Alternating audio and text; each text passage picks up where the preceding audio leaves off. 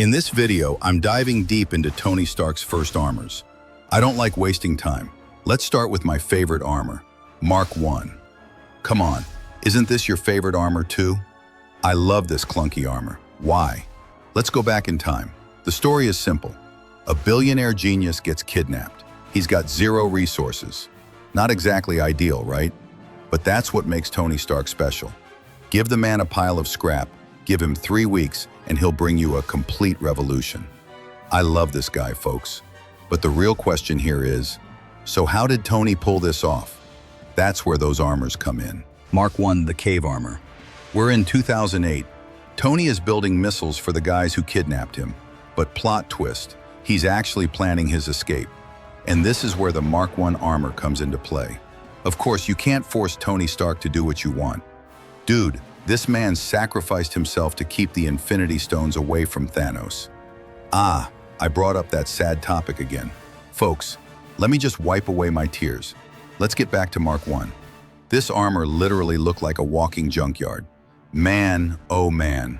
Iron, copper, magnesium. Whatever Tony had from Stark Industries around him.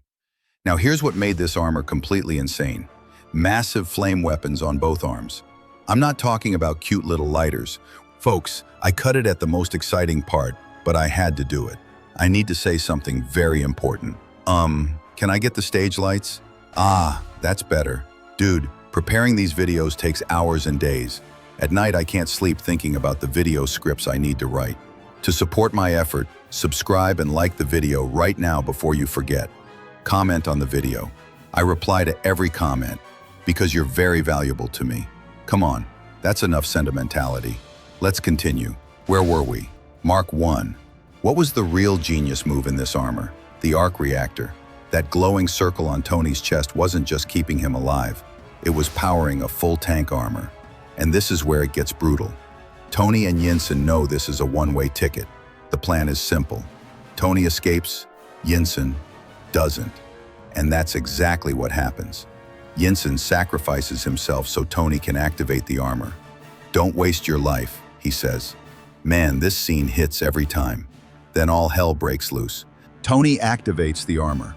Flame weapons ignite. His captors go flying. The depot explodes. Mark 1 literally walks through fire like nothing happened. There's one crazy detail nobody talks about. Mark 1's back armor was much thinner than the front. Why?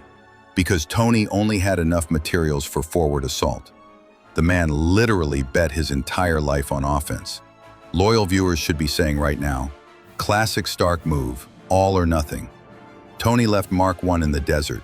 So what happened to that scrap armor he left in the desert? Of course the bad guy comes and finds it. Come on, we all know the villain from Iron Man 1. Of course Obadiah Stane finds it, reverse engineers it, and makes the Iron Monger. So basically, Mark 1 accidentally created its own villain. Oops. But you're probably wondering, or you're not wondering, I want you to wonder.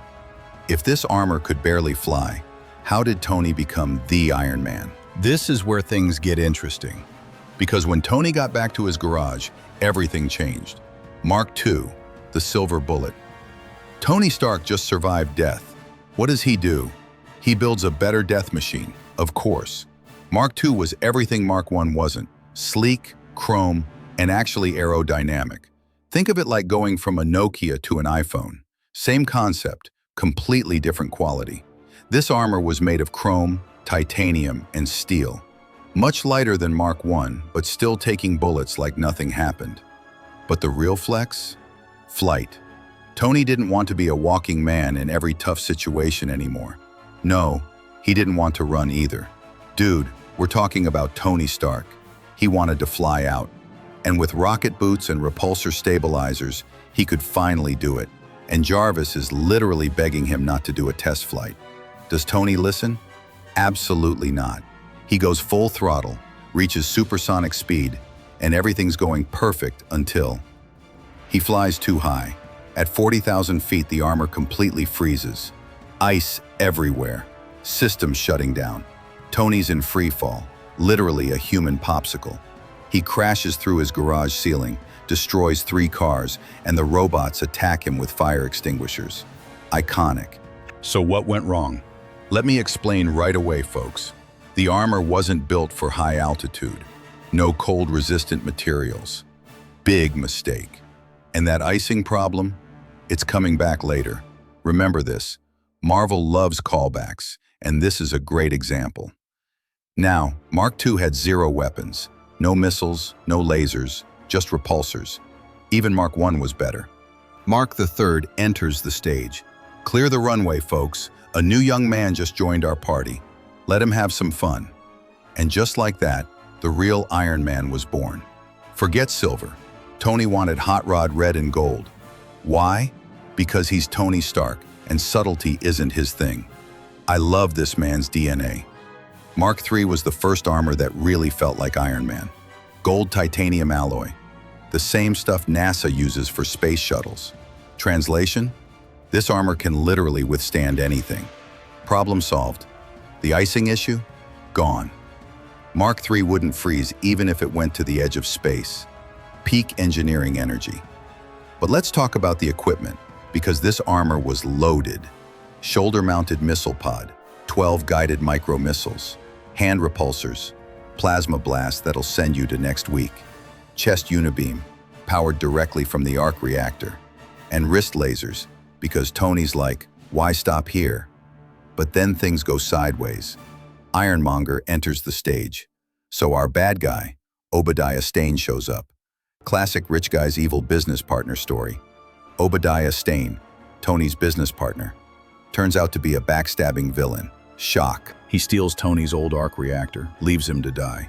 Then shows up with Iron Monger, an armor 3 times bigger than Mark III. Look, my loyal followers know this very well. If you try to take down Tony Stark, he uses his genius, and that's what happens.